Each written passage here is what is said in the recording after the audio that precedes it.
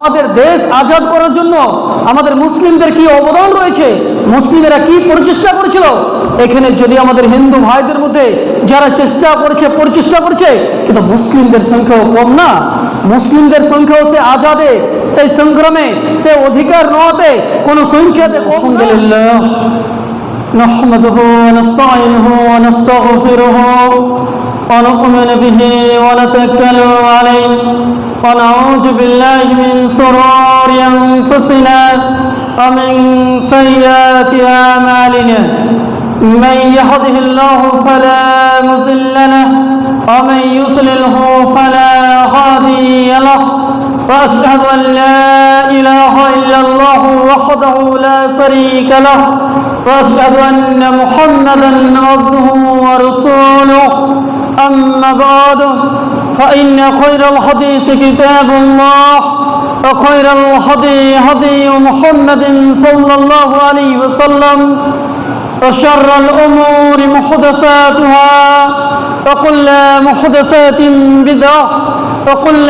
بدعة ضلالة وكل ضلالة في النار. قال الله تعالى: أعوذ بالله من الشيطان الرجيم. بسم الله الرحمن الرحيم. يا أيها الذين آمنوا اتقوا الله حق تقاته ولا تموتن إلا وأنتم مسلمون.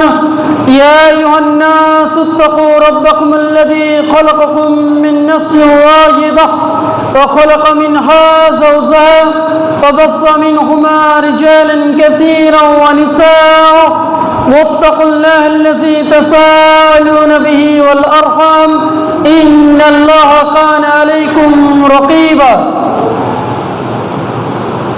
يا أيها الذين آمنوا اتقوا الله وقولوا قولا سديدا يصلح لكم أعمالكم ويغفر لكم ذنوبكم ومن يطع الله ورسوله فقد فاز فوزا عظيما. أما بعد أعوذ بالله من الشيطان الرجيم. بسم الله الرحمن الرحيم. يا أيها الرسول بلغ ما أنزل إليك من ربك. عن ابن عمر رضي الله تعالى عنهما قال: قال رسول الله صلى الله عليه وسلم: بني الإسلام على خمس: شهادة أن لا إله إلا الله وأن محمدا رسول الله وإقام الصلاة وإيتاء الزكاة والحج وصوم رمضان. رب اشرح لي صدري ويسر لي أمري واحلل عقدة من لساني يفقهوا قولي.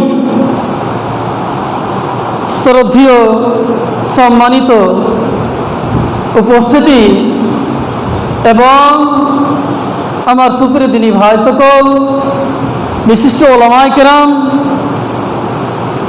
প্রথমত সেই মহান আল্লাহ রাব্বুল ইজ্জতের কাছে এই দোয়া, এই কামনা করি যে আল্লাহ রাব্বুল ইজ্জত যেন আমাদের প্রতি দয়া, শান্তি এবং রহমত বিবর্ষিত করেন। আমিন ইয়া রাব্বাল আলামিন। সমস্ত তারিফ, গুণগান, গুণকীর্তন, প্রশংসা মাত্র সেই মহান আল্লাহ রাব্বুল ইজ্জতের জন্য, যিনি আমাদেরকে সৃষ্টি করেছেন। শুধুমাত্র সৃষ্টি করেননি, বরঞ্চ এই বিশ্ব জগতের মধ্যে যতগুলো আল্লাহ রাব্বুল ইজ্জতের সৃষ্টি রয়েছে, তার মধ্যে সর্বোত্তম, সর্বোৎকৃষ্ট, সর্বওয়াল, আশরাফুল মাখলুকাত হিসেবে সৃষ্টি করেছেন। অপরদিকে শুধুমাত্র তাই নয়, এই বিশ্ব জগতের মধ্যে যতগুলো ছড়িয়ে ছিটিয়ে ধর্ম রয়েছে, তার মধ্যে একমাত্র গ্রহণযোগ্য দিন, একমাত্র মনোনীত দিন, একমাত্র পছন্দীয় দিন ইসলামের মতো দিন দিয়েছেন, কোরআনের মতো বাণী দিয়েছেন এবং নবী মুহাম্মদ সাল্লাল্লাহু আলাইহি ওয়াসাল্লাম নবীর উম্মতি বানিয়েছেন। সেই মহান আল্লাহ রাব্বুল ইজ্জতের আমরা সকলে সংক্ষিপ্ত প্রশংসা থাকি আলহামদুলিল্লাহ। শান্তির ধারা বিবর্ষিত হোক বিগত নবীগণের উপর, বিশেষভাবে নবী মুহাম্মদ সাল্লাল্লাহু আলাইহি ওয়াসাল্লামের উপর, যে নবী মুহাম্মদ সাল্লাল্লাহু আলাইহি ওয়াসাল্লামের মাধ্যমে আমরা কল্যাণকর দিন পেয়েছি, যে নবী মুহাম্মদ সাল্লাল্লাহু আলাইহি ওয়াসাল্লামের মাধ্যমে আমরা ইসলামের মতো মনোনীত দিন পেয়েছি, যে নবী মুহাম্মদ সাল্লাল্লাহু আলাইহি ওয়াসাল্লামের মাধ্যমে আমরা এই বিশ্বজগতের প্রতিপালক সেই মহান আল্লাহ রাব্বুল ইজ্জতকে জানতে পেরেছি। সেই নবী মুহাম্মদ সাল্লাল্লাহু আলাইহি ওয়াসাল্লামের উপর শতকোটি শান্তির ধারা বিবর্ষিত হোক। আল্লাহুম্মা আমিন। আল্লাহুম্মা সাল্লি আলাইহি, আল্লাহুম্মা বারিক আলাইহি। সুপ্রিয় দিনী ভাই সকল, আজকে যে বিষয়টি নিয়ে আলোচনা করব সে বিষয়টির দিকে কেন্দ্রিত হওয়ার পূর্বে যে দেখেন, আমরা হচ্ছি মুসলিম, আমাদেরকে আল্লাহ রাব্বুল ইজ্জত যে সবচেয়ে বড় নিয়ামত যেটা দান করেছেন সেটা হচ্ছে ইসলামের মতো দিন দিয়েছেন। ইসলাম আপনি এক পাল্লাতে রাখবেন এবং এই বিশ্ব জগতের যতগুলো আপনি নিয়ামত মনে করেন সেটাকে এক পাল্লাতে রাখবেন। বিশ্বর সমগ্র নিয়ামতকে যদি আপনি এক পাল্লাতে রাখেন আর ইসলামকে যদি এক পাল্লাতে রাখেন, তো এটা আপনি মানতে বাধ্য হবেন যে ইসলাম যে আমার নসিব আল্লাহ রাব্বুল ইজ্জত নিয়োজিত করেছেন এটা অত্যন্ত গুরুত্বপূর্ণ এবং বিশ্বের মধ্যে সর্বশ্রেষ্ঠ, এটা হচ্ছে নিয়ামত। দেখেন, আমাদের এই ভারতবর্ষে যে বিগত সময়ে যে আমাদের দেশকে আজাদ করা হয়েছে, আমাদের দেশকে যে স্বতন্ত্রতা দেওয়া হয়েছে, আমাদের দেশ এমন একটা সময় ছিল যে সময় আমাদের দেশের মানুষেরা, আমাদের দেশের জনতাগুলো ইংরেজের অধীন ছিল, ইংরেজের গোলামি করতে বাধ্য হয়েছিল। কিন্তু আমাদের বিগত সময়ের যে বিশিষ্ট ওলামায়ে কেরাম এবং বিশেষভাবে এই ইন্ডিয়ার যিনারা চিন্তাবিদ ছিলেন, তিনারা এক প্ল্যাটফর্মে এসে এই দেশকে আজাদ করেছিলেন। এবং সেই দিনটি ছিল 15 আগস্ট 1947। মনে রাখবেন যে 15 আগস্ট 1947 কিংবা 1947 এমন একটা দিন ছিল যেই দিন আমাদের দেশকে ইংরেজের যে অত্যাচার, যে জুলুম, যে ব্রিটিশ যে আমাদের ভারতের উপরে করেছিল, সেই দিন বিশিষ্ট যিনারা আমাদের দেশ নিয়ে চিন্তাবিদ ছিলেন তিনারা এই দেশকে আজাদ করেছিলেন। সেই দিনটি ছিল 15 আগস্ট 1947। এবং এটাও আমাদের জন্য আনন্দের বিষয়, যদিও আমরা পূর্ণভাবে এখানে এই কথাকে অ্যাকসেপ্ট করতে পারি নাই, তবে এটা জেনে রাখুন যে 15 আগস্ট 1947 কিংবা 47-এর যে দিনটা ছিল সেই দিনটাও ছিল ইয়াউমুল জুমআ, অর্থাৎ শুক্রবারের দিনই ছিল, ফ্রাইডে ছিল। এবং আজকেও যে আমরা যে 15 আগস্ট মানালাম কিংবা আমাদের দেশে যে মানানো হলো, আজকেও শুক্রবারের দিনই রয়েছে। যেহেতু আমার বলার উদ্দেশ্য যে দেখেন, আমাদের দেশ একটা স্বতন্ত্র দেশ, একটা আজাদ দেশ। এই দেশে কোনো একটা নির্দিষ্ট মানুষের কোনো একটা ধর্ম উল্লেখিত না, বরঞ্চ এই দেশ হচ্ছে একটা ধর্ম নিরপেক্ষ দেশ। এখানে প্রত্যেক ধর্মের মানুষ এখানে বসবাস করে। এখানে মুসলিম রয়েছে, আমাদের হিন্দু ভাইরা রয়েছে, খ্রিস্টান রয়েছে, আপনার শিখ রয়েছে এবং অনেক ধর্মের লোক এখানে বসবাস করে। এমনকি যারা কোনো ধর্মকে ফলো করে না তারাও এই ইন্ডিয়াতে বসবাস করে। এবং আমাদের কনস্টিটিউশন যে লিখেছেন ডক্টর ভীমরাও আম্বেদকর, তিনি এই যে আমাদের সংবিধান দিয়েছেন এত চমৎকার করে সাজিয়ে রেখেছেন যে একজন ব্যক্তি আজাদ মানে সে নিজের ধর্মকে পূর্ণভাবে সে পালন করতে পারবে, এখানে কোনো দ্বিধাবোধ নাই। সুপ্রিয় দিনী ভাই সকল, আমাদের এটা জেনে রাখা উচিত যে আমাদের দেশ আজাদ করার জন্য আমাদের মুসলিমদের কি অবদান রয়েছে, মুসলিমেরা কি প্রচেষ্টা করেছিল। এখানে যদি আমাদের হিন্দু ভাইদের মধ্যে যারা প্রচেষ্টা করেছে, কিন্তু মুসলিমদের সংখ্যাও কম না। মুসলিমদের সংখ্যাও সে আজাদে, সেই সংগ্রামে, সে অধিকার নেওয়াতে কোনো সংখ্যাতে কম না। এমনকি আপনাদের জানা আছে যে স্বতন্ত্র ভারতের প্রথম এডুকেশন মিনিস্টার হচ্ছেন আমাদের মৌলানা আবুল কালাম আজাদ। মৌলানা আবুল কালাম আজাদ একজন আলেমে দ্বীন একজন আলেম দ্বীন যিনি কোরআন বুঝতেন, শরিয়ত বুঝতেন এবং দেশের নিয়ম কানুনকে বুঝতেন, তাকে আমাদের এই ভারতের স্বতন্ত্র ভারতের এডুকেশন মিনিস্টারির পদ আপনার দেওয়া হয়েছিল, শিক্ষামন্ত্রীর পদ দেওয়া হয়েছিল।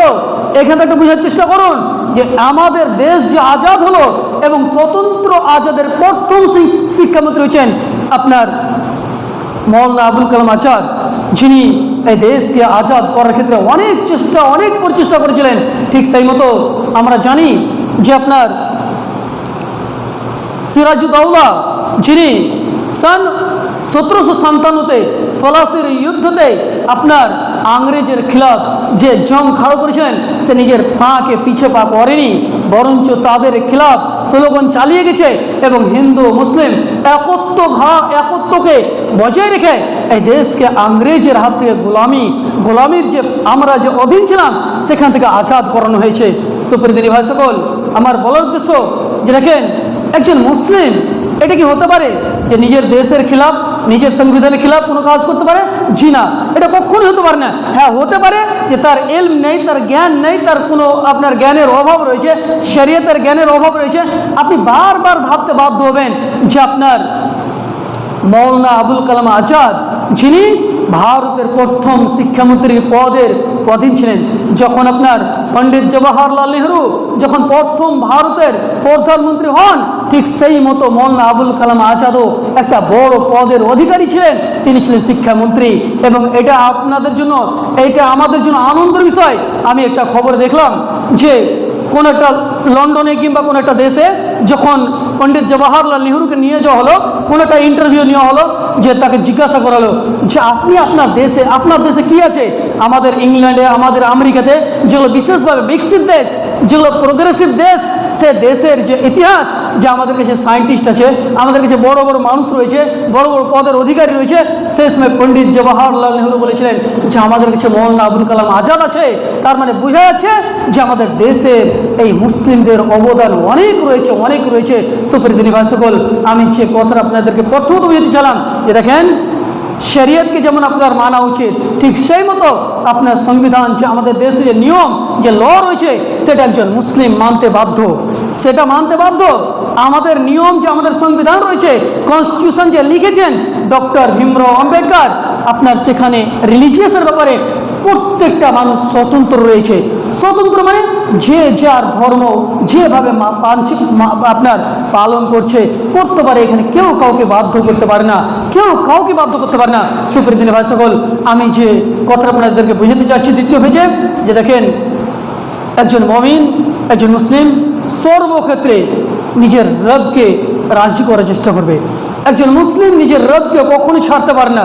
এটা প্রথম কথা আপনি মনে রাখুন, যে নিজের রব, নিজের আল্লাহকে যদি কেউ ছেড়ে থাকে, নিজের রবকে যদি ছেড়ে থাকে, তার মানে তার চেয়ে আর হতভাগা কেউ হতে পারে না। তার মানে এটা জেনে রাখুন যে আমার যদি আল্লাহর সঙ্গে কানেক্টেড না থাকে, আপনার যদি আল্লাহর সঙ্গে কানেক্টেড না থাকে, আপনি যদি আল্লাহর ডাকে সাড়া দিচ্ছেন না, তার মানে আপনি জেনে রাখুন যে আপনার মতো হতভাগা মুসলিম আর কেউ হতে পারে না। যদিও যে আপনার নাম মুসলিম হতে পারে, আব্দুর রহমান, আব্দুল সত্তার হতে পারে, কিন্তু ইসলামের যেগুলো ফরাইজ রয়েছে, যেগুলো ফরজ রয়েছে, নমাজ, আপনার রমজান মাসে রোজা রয়েছে, যেগুলো আপনার হয়তো বা যেগুলো বিশেষভাবে ফরজের পর্যায়ে আল্লাহ রাব্বুল ইজ্জত নাজিল করেছেন এবং নবী মুহাম্মদ সাল্লাল্লাহু আলাইহি সাল্লামের মাধ্যমে আমাদের সামনে যে রয়েছে, যদি আমি আপনি না মানি, যদি আমি আপনি সেটাকে বাস্তবায়িত না করি, তাহলে জেনে রাখুন যে আমার মতো আর আপনার মতো হতভাগা মুসলিম কেউ হতে পারে না। চলেন আমি তার পরবর্তী কথা আপনাদেরকে বুঝতে চাচ্ছি, যে দেখেন, নিজের রবকে, আল্লাহকে জানার জন্য আপনি ভাববেন, আমাদের সমাজের কথা বলি, আমাদের সোসাইটি কি, যে খুতবার মাধ্যমে শুনলাম যে আমাদের একজন রব আছেন, আমাদের একজন আল্লাহ আছেন, কিন্তু আমি যে আমার রবকে মানি, আপনি যে আপনার রবকে মানেন, তিনি কোথায় আছেন, তিনার ক্ষমতা কি রয়েছেন, তিনি কতটা মানুষের প্রতি দয়া করেন, তিনি আমাদেরকে সৃষ্টি কেন করেছেন, যদি এই বিষয়গুলো যদি না জানি, তা আপনি বলুন তো সেই রবকে কি আপনি ভালোভাবে মানতে পারবেন?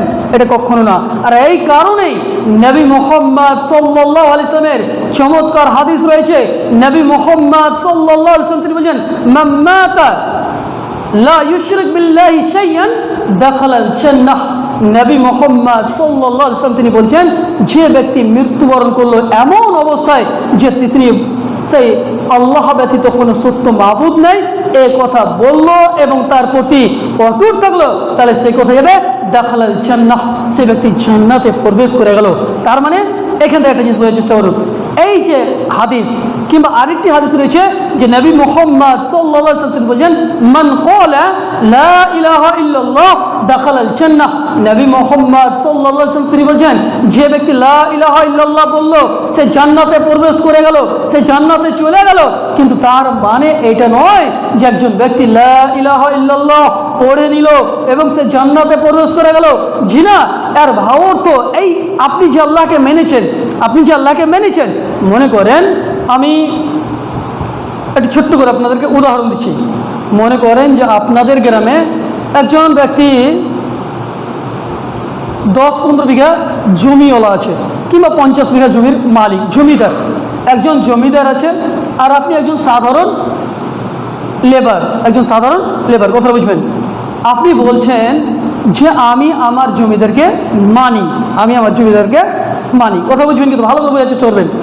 আপনি বলছেন যে আমি আমার জমিদারকে মানি, আর একজন কর্মিক যে মানবে না এটাও হতে পারে না। একজন যে কর্মিক নিজের জমিদারকে মানবে না, নিজের মালিককে মানবে না, এটা হতে পারে না। তো উনি বলছেন যে আমি আমার জমিদারকে মানি। এবার কথা হচ্ছে দেখেন, আপনি আপনার জমিদারকে মানলেন, হ্যাঁ, শুধুমাত্র মুখে বললেন, শব্দতে সেটা বললেন এবং এখান পর্যন্তই সীমাবদ্ধ বলে রেখে দিলেন এবং নিজের জমিদারকে মানি বলে আপনি প্রমাণ করছেন। কিন্তু যে নিয়ম নীতি, যে কথা আপনার জমিদার আপনাকে বলছে, হয়তো আপনাকে চাষ করতে যেতে বলছে, ওই জমি নিয়ে যেতে বলছে, কিংবা বলছে তুমি মালঞ্চর জমি চলে যাও কিংবা মালঞ্চ চলে যাও, কোনো জায়গায় যেতে বলছেন মনে করেন। যদি আপনি না যান তা আপনি নিজের দিলে হাত দিয়ে বলুন তো, আপনি কি সত্যিকারের সেই জমিদারকে মানলেন? সে সত্যিকার আপনি জমিদারকে মানলেন? না, কখনো না। ঠিক সেই মতো যদি কোনো ব্যক্তি নবী মুহাম্মদ সাল্লাল্লাহু আলাইহি ওয়াসাল্লাম বললেন যে মান ক্বালা লা ইলাহা ইল্লাল্লাহ দাখালাল জান্নাহ, যে ব্যক্তি লা ইলাহা ইল্লাল্লাহ পড়ল সে জান্নাতে প্রবেশ করে গেল, এর মানে এটা নয় যে শুধুমাত্র নিজের মুখে বললেন এবং বলার পরে জান্নাতের সার্টিফিকেট পেয়ে গেলেন। জিনা ভাইজান, বরঞ্চ এর ব্যাপারে বিশিষ্ট ওলামায়ে কেরাম, বিশেষভাবে ইবনে হাজার আসকালানি রহিমাহুল্লাহ, তিনি একজন বিশিষ্ট ইমাম, তিনি বুলুগুল মারাম বলে একটা হাদিস সংগ্রহিত করে একটা বই লিখেছেন। তিনি বলছেন এর অর্থ হচ্ছে যে লা ইলাহা ইল্লাল্লাহ, যে ব্যক্তি বলল লা ইলাহা ইল্লাল্লাহ, যে আল্লাহ ব্যতীত কোনো সত্য মাবুদ নাই, তার মানে এইটা হচ্ছে যে আপনি যে মুখে বললেন এটা মুখে বলাটাই যথেষ্ট না, বরঞ্চ এটা দিলে অ্যাকসেপ্ট করতে হবে, যে দিলের মধ্যে দৃঢ়ভাবে এটা বিশ্বাস করে নিতে হবে যে আমাদের রব হচ্ছেন কে? আল্লাহ, আমাদের রব হচ্ছেন আল্লাহ। এবং তারপরে সেটা মুখে প্রকাশিত করতে হবে, মুখে প্রকাশিত করতে হবে। এবং তৃতীয় নম্বর পয়েন্ট হচ্ছে যে আপনাকে সেই রবের যে উদ্দেশ্য আমাদেরকে পাঠিয়েছেন, যে কারণে আমাদেরকে এই দুনিয়াতে প্রেরিত করেছে, সে উদ্দেশ্যকে আপনাকে বাস্তবায়িত করতে হবে, অর্থাৎ ইবাদতে পরিণত করতে হবে। তবে আপনি এই লা ইলাহা ইল্লাল্লাহ এই শব্দটা আপনি পূর্ণ করলেন। কথা বুঝে গেল? চলেন তার পরবর্তীতে, হয়তো আমি বুঝতে পারলাম না, যে দেখেন লা ইলাহা ইল্লাল্লাহ শুধু বলে দেওয়াটা একজন মুমিনের জন্য যথেষ্ট না, বরঞ্চ বলতে হবে, এটা অ্যাকসেপ্ট করতে হবে, এটা দিলে মানতে হবে। এবং তার পরে আমাকে আপনাকে যেটা করা উচিত সেটা হচ্ছে সে মোতাবিক আমাকে আপনাকে সেই মহান আল্লাহ রাব্বুল ইজ্জতের ইবাদত করতে হবে। এবং ইবাদতের মধ্যে বিশেষভাবে একটি ইবাদত, যে ইবাদত ব্যতীত একজন মুসলিম থাকে না, এটা জেনে রাখুন।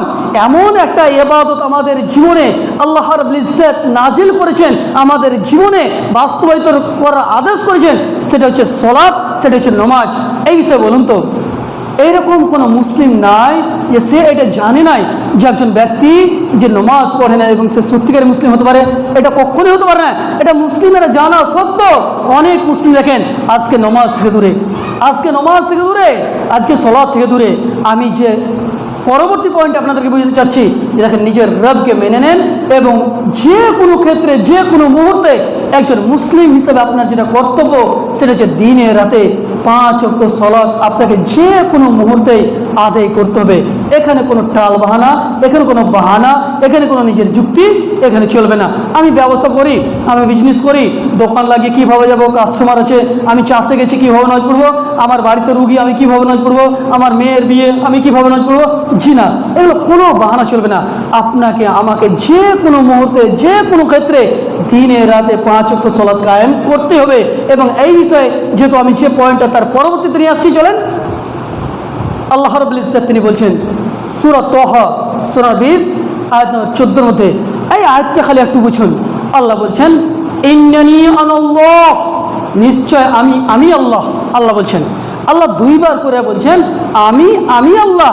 কে বললেন? আল্লাহ নিচে বলছেন যে আমি আল্লাহ, লা ইলাহা ইল্লা আনা ফাআবুদুন। আল্লাহ বলছেন ফাআবুদনি, আল্লাহ বলছেন যে আমি ছাড়া কোনো সত্য মাবুদ নাই, অতঃপর তোমরা আমার ইবাদত করো, আমার ইবাদত করো। এখানে আল্লাহ রাব্বুল ইজ্জত ইবাদত করার কথা বললেন। এর ইবাদতের ক্ষেত্রে আপনার যে কোনো কর্ম ইবাদতে পরিণত হবে তখন যখন আপনি কোনো কর্ম করবেন। যেমন মনে করেন আপনি হয়তোবা বিয়ে করেছেন, আপনার স্ত্রী আছে, আপনি যদি সেই মহান আল্লাহ রাব্বুল ইজ্জতের সন্তুষ্টির উদ্দেশ্যে 1 প্লেট বিরিয়ানি নিয়ে আসে যদি আপনার স্ত্রীকে খাইয়ে দেন, এটাও ইবাদত। কিন্তু আপনার উদ্দেশ্য হতে হবে যে আমার রব যাতে রাজি হয়, আমার রব যাতে রাজি হয়। আপনি টয়লেটে যাচ্ছেন, আপনি দোয়া পড়লেন, তারপরে প্রথমত আপনি বাম পাটা প্রবেশ করালেন, বাইর হচ্ছেন তো ডান পাটা বাইর করলেন। তো এই উদ্দেশ্য যদি হয় যে আমার রবকে রাজি করার উদ্দেশ্য যদি আপনি করে থাকেন, তাহলে এইটাও ইবাদত হবে। এমনকি যদি কোনো ব্যক্তিকে আপনি সঠিক কোনো একটা পরামর্শ দেন, যদি কোনো একটা ভালো পরামর্শ দেন যাতে তার খায়ের হওয়ার আপনার উম্মিদ আছে, হয়তো বা কোনো একটা বিজনেসের আপনি ভালো পরামর্শ দিচ্ছেন, আপনি জানছেন যে এই বিজনেসে উন্নতি হবে, এটা আপনার উদ্দেশ্য যে আমার কাছে পরামর্শ চাইতে এসছে। এবং একজন মুসলিমের এটা হকও, মানে 6টা হকের মধ্যে একটা হক হচ্ছে যে এক মুসলিমের অপর মুসলিমের একটা হক হচ্ছে যদি কেউ আপনার কাছে পরামর্শ চায় আর আপনার যদি সেই যোগ্যতা থাকে তাহলে আপনি তাকে সঠিক পরামর্শ দেওয়ার চেষ্টা করবেন। হ্যাঁ, হয়তো বা পরামর্শ দেওয়ার বিফল হয়েছে, এটা হতে পারে, কিন্তু আপনার উদ্দেশ্য হবে যে আপনি যে পরামর্শটা দিচ্ছেন সেটা যাতে সঠিক হয়। চলেন, আমি যে কথা বুঝতে চাইছিলাম যে তারপরে আল্লাহ বলছেন যে ইন্নানি আনাল্লাহ, নিশ্চয় আমি আল্লাহ, লা ইলাহা ইল্লা আনা ফাআবুদনি। আল্লাহ বলছেন যে আমি ছাড়া কোনো সত্য মাবুদ নাই, অতঃপর তোমরা আমার ইবাদত করো। ওয়াকিমিস সালাতা লিযিকরি, এবং আমার স্মরণার্থে নামাজ কায়েম করো।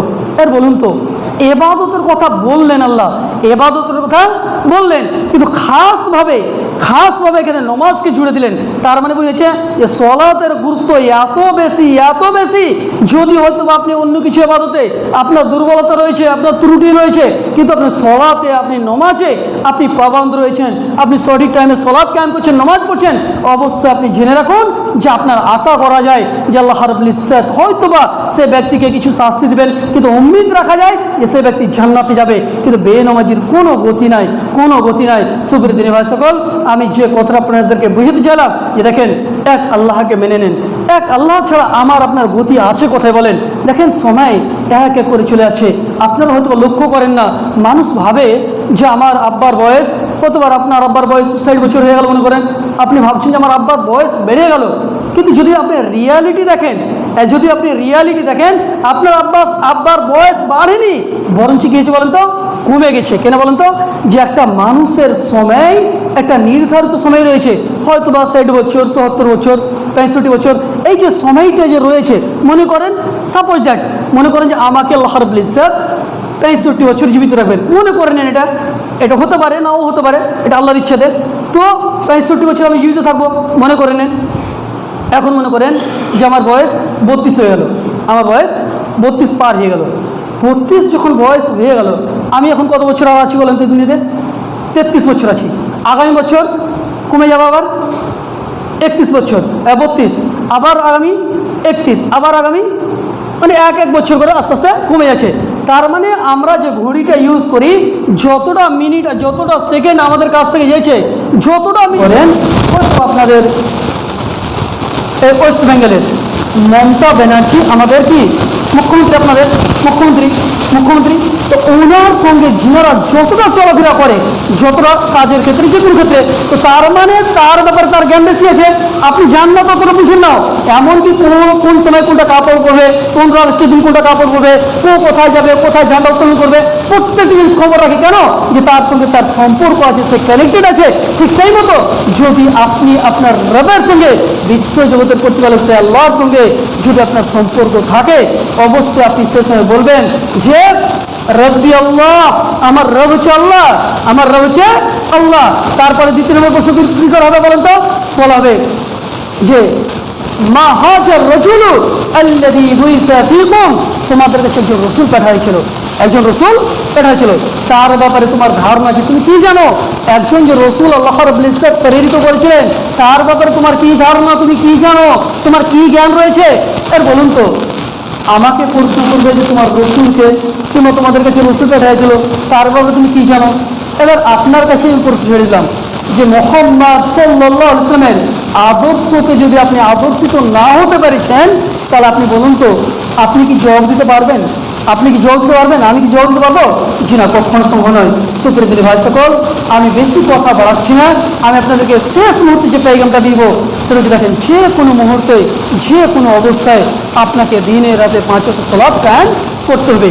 দ্বিতীয় নম্বর কথা হচ্ছে যে আপনাকে আল্লাহ রাব্বুল ইজ্জতের ব্যাপারে জ্ঞান অর্জন করতে হবে। এখানে চেষ্টা করেন, চেষ্টা করেন। বিশিষ্ট ওলামায়ে কেরাম, বিশিষ্ট আলেমে দ্বীন যারা হয়তো বা কোরআন হাদিস বুঝে, তাদেরকে যে বসুন যে আমাদের রবকে কবরে যে প্রশ্ন হবে, সে প্রশ্নের ব্যাপারে আমাকে একটু জানকারি দেন। আপনি যদি না জানকারি নেন, হঠাৎ করে আপনি চলে গেলেন আর আপনি জবাব দিতে পারবেন? এটা কখনো সম্ভব নয়। যারা বিশেষভাবে হজ করতে যায়, মনে করেন হজ করতে যাচ্ছে, কাগজপাতি আপনার পাসপোর্ট বানাচ্ছে, ভিসা লাগাচ্ছে, পাসপোর্ট বানানোর পরে হয়তো বা আপনাদের কোথায় জানি না, আমাদের ঝাড়খণ্ডের দুমকা যেতে হয়, ওখানে হয়তো বা কয়েকটা প্রশ্ন করা হয়। তো যিনারা আগে থেকে সে বিষয়ে জানে, আমাদের কর্তব্য কি, যে কী কী প্রশ্ন হবে, কিংবা কী কী জানকারি নিবে, কী কী প্রশ্ন করবে, আমার উচিত হবে সেই জিনিসটা জেনে নেওয়া, সেই জিনিসটা জেনে নেওয়া। তারপর ওখানে কী হবে, আমার জন্য সুবিধা হবে, আপনার জন্য সুবিধা হবে, যে আমার কাছে যে প্রশ্নগুলো হবে, পাসপোর্ট যেখানে চেক করা হবে, কিংবা ভিসা যেখানে চেক করা হবে, যেখানে ফ্লাইটে যেখানে উঠবেন, সেখানে হয়তো বা কিছু আপনার ডকুমেন্টস চেক করবে, সেই জিনিস বস্তুর ব্যাপারে যদি আপনার জ্ঞান থাকে, তাহলে এটা তো আপনার জন্য ভারী বিষয় নয়। যদি না থাকে, তাহলে এটা অবশ্যই হতে পারে যে আপনি সেখানে ধরা পড়ে যেতে পারেন।